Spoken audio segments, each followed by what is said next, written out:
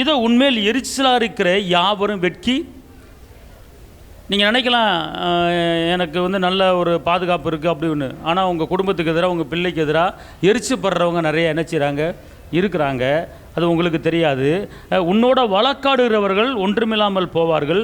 உன்னோட போராடினவர்களை தேடி என்ன செய்வாய்? உன்னோட யுத்தம் பண்ணின மனுஷர் ஒன்றுமில்லாமல். அல்லேலூயா, அல்லேலூயா. இப்போ உங்களுக்கு ஒரு நல்ல ஒரு வேலை கிடைக்கணும். அந்த வேலை கிடைக்கல, உங்களுக்கு யுத்தம் நடந்துக்கிட்டு இருக்கு. உங்களுக்கு திருமண காரியம் நடக்கணும், திருமணம் தடையாகிட்டு இருக்கு, உங்களுக்கு ஒரு யுத்தம் நடந்துக்கிட்டு இருக்குது. உங்களுடைய கடன் பிரச்சனை அடைக்க எவ்வளோ ட்ரை பண்ணுறீங்க, முடியல, உங்களுக்கு யுத்தம் நடந்துக்கிட்டு இருக்கு.